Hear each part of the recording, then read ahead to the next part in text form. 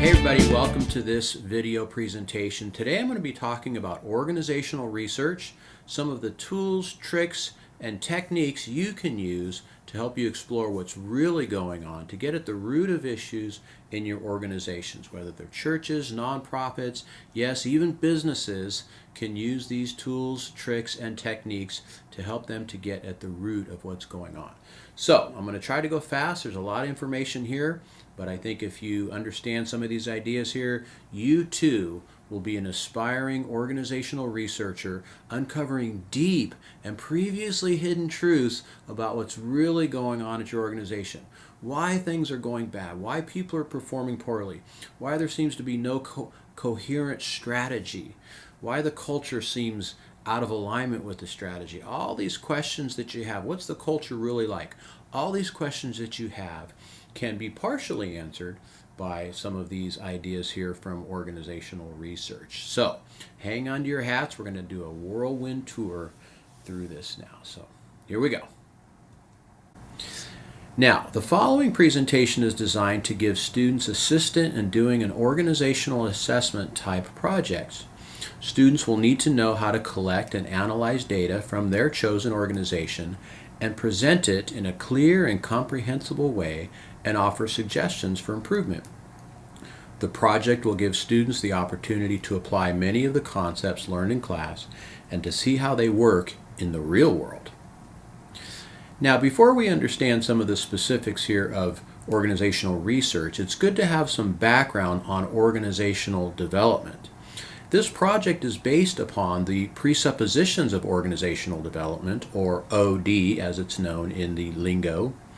OD is an interdisciplinary management science that helps leaders and managers understand what's taking place in their organizations and apply solutions that bring about positive change. Churches and not-for-profit organizations can benefit greatly from OD concepts and approaches to help them get at root causes of dysfunction, poor leadership, decline or stall growth, conflict, poor morale, and a number of other maladies.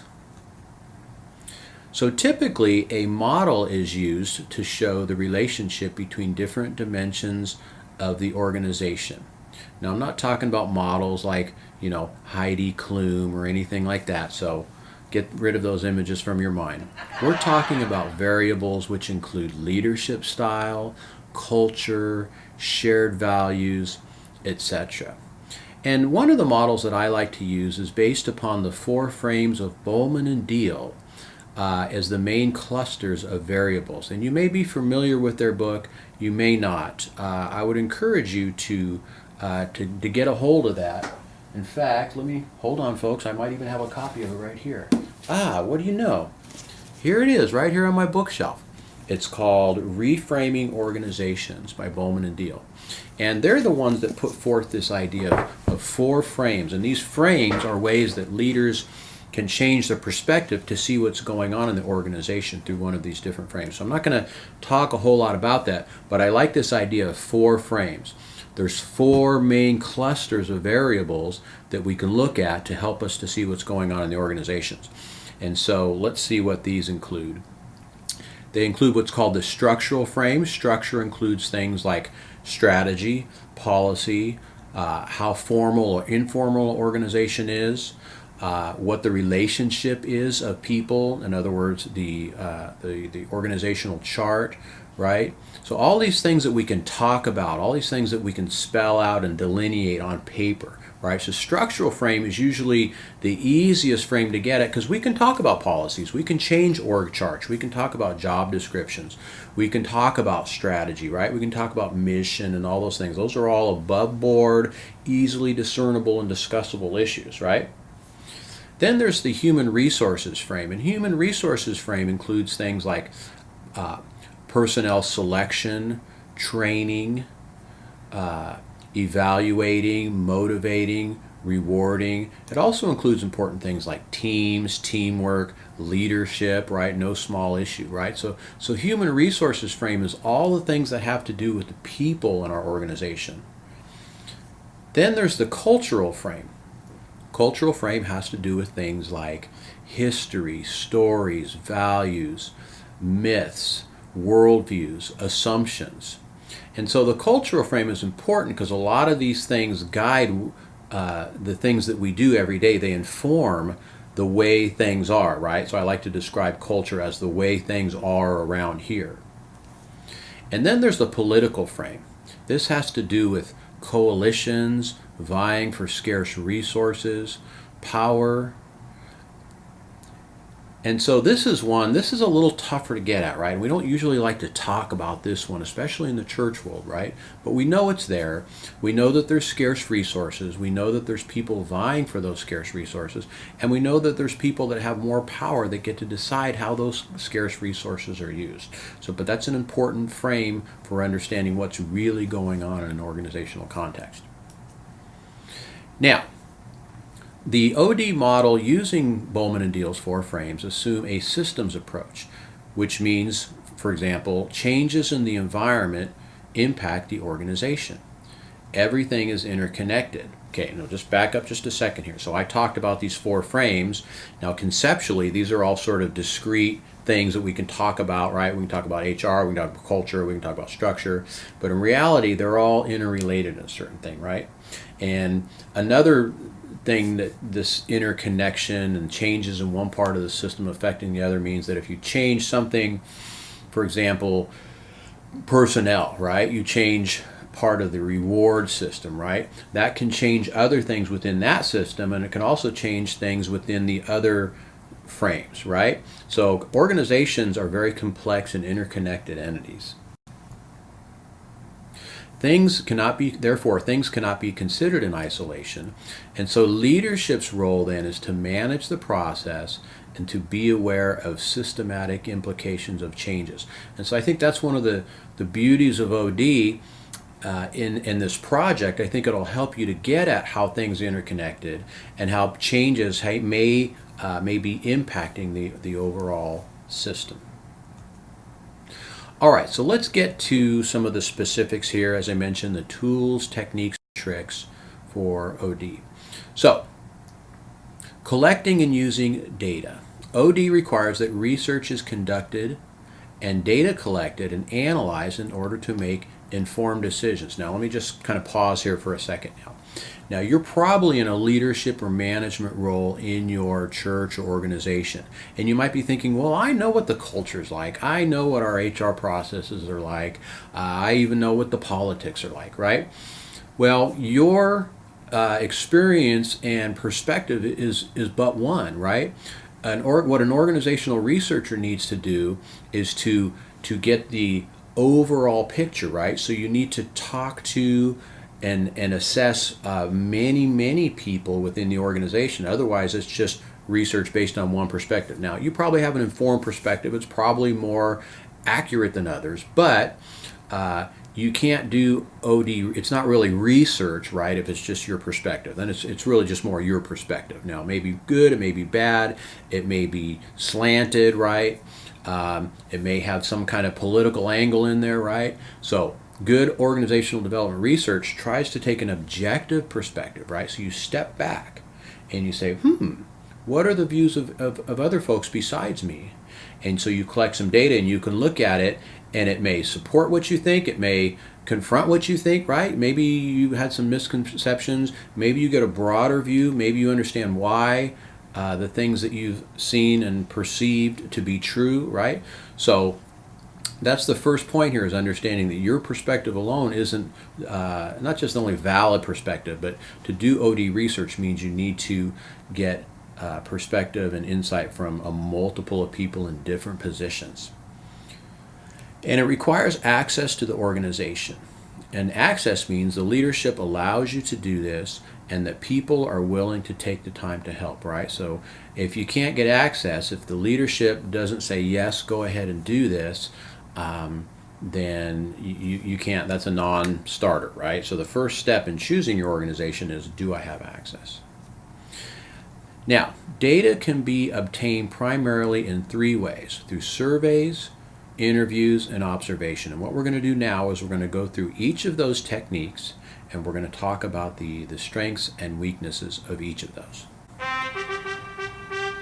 The first technique we're going to talk about here are surveys. Now, surveys can either be theory-based or an ad hoc collections of questions. Now, let's talk about the theory-based ones first. These are usually things that you purchase or you find them established from somebody else's research. And, for example, the leadership profile inventory based on Coos and Posner's leadership challenge, Strengths Quest, Myers-Briggs, and these are some of the more psychometric ones, but there's a lot of good organizational surveys out there as well. For example, the OCAI, which some of you may be familiar with, right? This is a survey to help us understand the perceptions of culture in the organization, right? Now, there's some strengths of these. They're good for collecting a lot of data and for giving results that reflect the overall consensus of organizational members. The downside is these sort of professional surveys actually cost money, and they don't go very deep into why people think and feel the way they do, right? So the maxim on surveys is you can go broad, but they don't go very deep. Now, students can develop their own surveys based on questions of interest, and you can use the major areas of interest to explore and gain data. So if you want to create your own survey, well, we'll talk about specifics of doing that in a second. 5-point Likert scales work well, starting from strongly agree, agree, not sure, disagree, strongly disagree. Some people like to get rid of this not sure one, right? Personally, I like a 4-point scale. You force people to think about it. What if you get a bunch of 3s back? Then that's not very good data. But if you force them to either agree or disagree, then they'll have to answer one way or the other.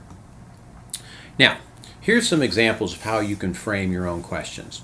For example, if you have a hunch that there's poor morale, now what frame is this, by the way? That's right, this is an HR frame question, right? People's feelings and perceptions. If you have a hunch there's poor morale, you might develop a question like, people are really excited about working here. Now, right? Now you're probably thinking, wait a minute, that's the opposite of what I think. Yes, but this will force them to say disagree. If you want to find out how formal the organization is, by the way, what frame is formal in?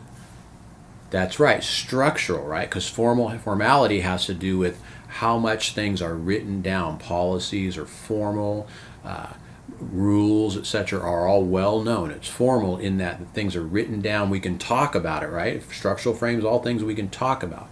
So formality has to do with how well things are written down and codified, right, and made known across the organization.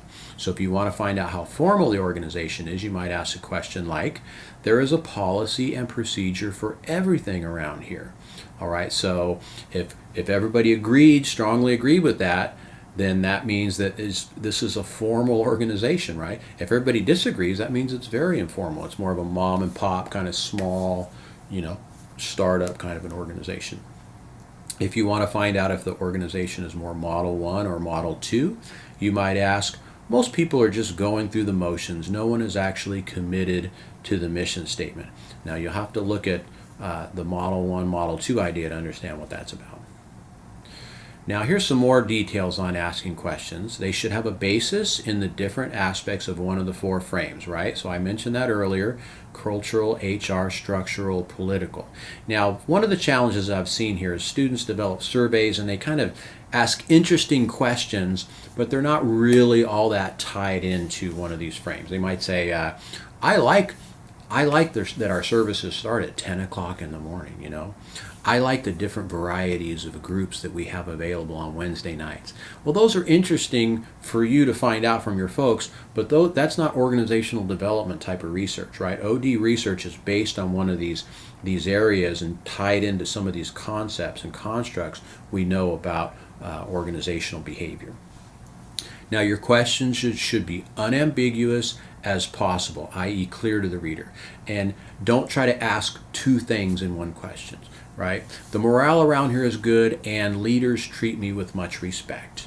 Now, you might see the connection between those 2, but don't confuse your reader by asking them 2 things, because they might say, yeah, morale's not really that good, but the leaders treat me with respect. I don't know which way to answer this, right? So just ask one question, right? You can ask those. That's a good example of something that could be asked in 2 separate questions. Surveys should be able to be completed in less than 15 minutes. Remember, if somebody has to take a half an hour to do this thing, they're going to peter out and they're going to say, I don't have time to do this, right? And then you've got a bad survey. You can't use any of that data. And try to obtain as many as you can. Too few can be meaningless as they only measure the perceptions of a few people. Now, there's a lot of rules here in terms of sample size and the sample in relation to the overall population. We're not going to get into that. Now, suffice it to say, get as many surveys as you can for your project and you'll get better data, all right? Now, what do you do with the results? Well, I like Microsoft Excel. It's a great program for keeping track of survey data. And there's some ways you can evaluate it. You can figure out percentages. So you could say things, for example, 70% strongly agreed, 20% agreed, 10% disagreed, right? You can try to make correlations and comparisons. So 80% of men agreed, but only 10% of women agreed. So if you don't want to use Excel, it's a great time to learn how to use it. Crunch that data and try to get some meaning, right? Crunch it and get some meaning, extract some meaning. What does this mean so far? Actually, we're not evaluating it. We're just at the collecting stage, right? You'll do that extracting and meaning later on in the paper. Now, the second main way of collecting organizational research is through interviews. Now, interviews are wonderful ways to obtain rich and deep information about what's really going on in the organization. The strengths of interviews is that you get deep, rich information, and it gives you a window into why people think and feel as they do. Now, the weakness is they're time-consuming, subjective interpretations may make it hard to come to any conclusions. Now, interviews are sort of like the opposite of surveys. Remember, we said surveys, you get a broad view, but it doesn't go very deep. Interviews is the opposite. You don't get a real broad view because you only have so much time to interview people, right? Maybe you can interview like 5 or 6 or 8 people, but you can go deep though, right? Depending on how long your interviews are, you can get a lot of information. So it's the opposite of surveys here with this approach. Now, how do you conduct interviews? Well, select organizational members that you feel will have good insight into your area of interest. Now, with the survey, you want to get a random sample, right, of many people. With interviews, you can be a little more selective. Say, this person here I think is going to give me some good insight. This person here, right, these 8 or 10 people are going to give me some good information. You don't want to ask kind of, random strangers, right? Because you're not sure exactly what they're going to say. Get people, you can kind of select them. Now, some people might take issue with this, but I think it's okay to select people that you feel are going to give you good insights. Select members from a variety of areas, departments, etc., to give you a variety of views. Okay, now this is important, right? So you don't want to get everybody, say in a church context, you don't want to get all just senior leadership, right? Well, senior leadership, they all toe the party line. They're going to all tell you what they feel like you should hear, right? So get some interviews of some rank and file folks, some lower down people, some frontline people from different areas, right, across the ministry, across the church, men, women, youth, older, outreach, support staff, right? And that'll give you a more complete picture. And then you also want to develop a set of standard questions used to ask of all interviews consistent. This is important because you don't want to just go in there and ask one person this and another person this. Then you're getting like answers. You don't know what to do with that information because it was based on 2 completely different sets of questions. So come up with one set of questions and ask those uniformly of all the people so that the answers are in response to the same thing. Here's some other helpful tips here. Don't probe into areas that are uncomfortable for either you or them. Now, okay, I don't want you to get in trouble. I don't want you to get the school in trouble, right? So this needs to be what's called a low-risk project. There needs to be low liability. You don't want to open up can of worms or get people in uncomfortable territory. So stick with nice, easy OD areas, and you're going to be okay. Resist the urge to help them or give them the right answer, and don't counsel them. And again, church people, we're all like touchy-feely. We want to help people, and they say something like, yeah, I don't think my leader is very concerned about me. He did something really mean to me the other day, and I'm thinking about quitting now. And all of a sudden now we kind of go into counseling mode, we go into pastoral mode, right? Resist the temptation. Finish your interview, come back next week and say, hey, you said something in that interview that's, kind of concerns, you want to talk more about that, right? But don't use this interview as an opportunity for counseling your people. Otherwise, you're going to you're going to take too much time, right? And you're going to defeat the purpose of you being a little more objective, right? So try to put on your objective hat here, right? Take off your subjective relational hat just for a moment and put on your objective researcher hat, right? And then go in there and just collect the data, make a little mental note if you feel like you need to come back and do some ministry to folks. But at this point, don't help them, don't counsel them. Now, research, like I mentioned, research interviewing is not the same as counseling. So don't use active listening techniques. Let them speak and you listen. It'll make it easier for them and for you. Allow them to think, pause, search for answers, and moreover, tell you what you may not expect or even want to hear. Now, again, we're all kind of uncomfortable with silence, right? Oh no, he's not saying anything. I better throw something out there for him to respond to because he didn't like that first question. Some people take time. It takes time for them to reflect and to think real honestly. That's what you want in these, right? You want some honest feedback. So don't pressure them. If there's a little awkward silence every once in a while, that's fine. It's just learn to deal with it. Just get hold of your codependent tendencies. You don't need to answer for them. You don't need to help them. Just let it be silent for a second, and eventually they'll respond. Or you can move on to another question. And then, of course, respect their time and their privacy. Make interviews less than an hour. I would even say, half hour if at all possible. Once you get the hang of this, you can kind of get in and out pretty quick. And then, of course, do not divulge their personal identity in their report. So when you write all this up, you need to take names out. So don't say Pastor John said this, Pastor Sally said that. I don't want to know. Nobody wants to know what Pastor John and Pastor Sally really think about the church, right? So you need to take their names out. So you can just call interviewee A, interviewee B, or change the names to protect the innocent, however you want to do it. But you need to get their names out of the record. Asking the right questions. So make sure your questions are open-ended. Don't ask yes or no answer questions and not leading them. So a question like how do you feel about is better than do you feel that? Try to make the questions as clear as possible. Ask questions that will help you to get at the root of things of interest. For example, what do you like the most about your role here? What do you like the least? Okay, no, what frame is this? Sorry, I'm going back in teacher mode. What frame is this? That's right, HR frame. People's feelings, motivations, connection, commitment to the organization. Those are all HR frame issues. Why do you think that people are not committed to the mission? Okay, so these are deep probing questions that'll get a lot of good information. Now, keeping track of this data, develop a standard interview form that you can use for each interview that has the same questions. Excuse me. Leave a space under the question and write down the answers, key points made by each person. I would even recommend recording the interviews, right? Because people are talking, things are flowing, you're kind of hearing things, you're probing a little bit more. And if you record it, that way you don't have to worry about writing it down. Because if somebody says something and you're like, oh, that was really good, hold on a second here, I'm going to write that down. Okay, now go ahead, next point. Whoop, hold on, got to write that down. See, it takes too long. Now, obviously, it's going to take you time to go back through. Just make little notes, right, along the way. Go back and listen to that transcript. I'm telling you, you're going to hear things in that transcript that you didn't hear the first time. Trust me, you are, because you're going to have a different set of ears. You're going to be, again, a little even more objective when you're just listening to the recording. When the interview's over, take a few minutes and write down your overall impressions of how things went while they are fresh. For example, she was deeply committed to the church. This person is really straining to find his place here. So what do you do with the results?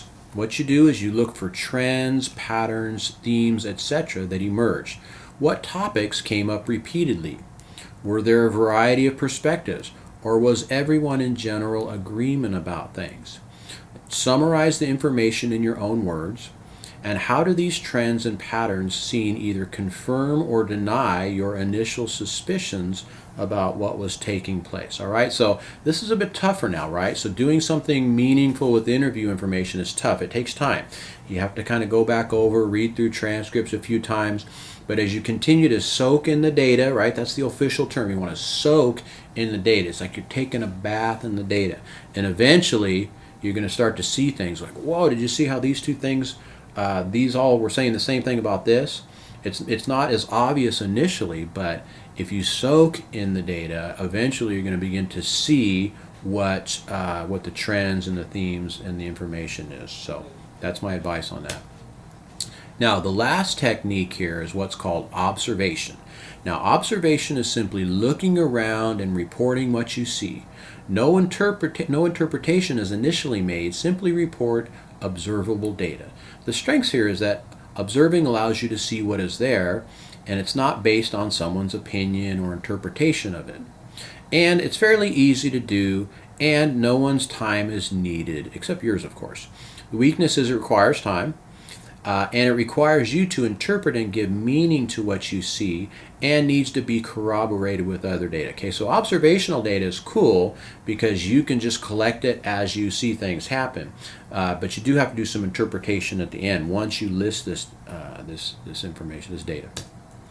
All right, so what kinds of things should you observe? Well, meetings are a great place for organizational research observations. So look for things like group dynamics, the climate, right? Is it open? Is it warm? Is it tense? Decision making and conflict resolution methods, right? So how are decisions made? What's the back and forth? Conversations. To look for power issues, empowerment, leadership style, right? How do people treat each other in conversations? Look at some of the physical things, facilities, physical grounds. Look for clues into culture. If you're doing cultural research, like signs, symbols, right, slogans, all these kinds of things that are posted all over the building, the organization, is it cluttered? Is it clean, right? What does that reflect about the culture? And then, of course, documents. It's easy to observe documents. So read printed materials, brochures, policies, websites, obviously now are a rich source of data for you to observe. Now, what do you do with this data? Well, again, write up what you find. Observation data on its own has no meaning. It must be interpreted and connected to other facts. And then try to ask what is behind what you see. How does what you see agree with or run counter to other things that you see and learn about the organization? For example, does the printed mission statement say, winning a lost world to Christ, but no one you interviewed said anything about evangelism or winning anything? All right, so this is a clue that there is a Model 1 behavior, right? So Model 1 says we say this, but we really do this, right? A disconnect between the stated mission and the actual interest and activity and behavior of the people, right? So when you do your observation, you'll be able to see one thing, but then when you do your people research, you'll see another thing, right? That's a good organizational development clue right there. So in conclusion, the methods of organizational development begin with collecting real data, interpreting what is found, and using that as a basis for decisions and ideas for change and improvement. This OD project will allow you to get a deep understanding of some of the subtle dynamics taking place in your organization and make recommendations for making things better and the ministry more effective. And in the end, isn't that what we all want, right? We want more effective, more powerful, more fruitful ministries and churches and organizations that we can lead and be a part of. So I hope this was helpful for you. Blessings as you go out there and collect lots of good data and write up your project. Thanks for watching.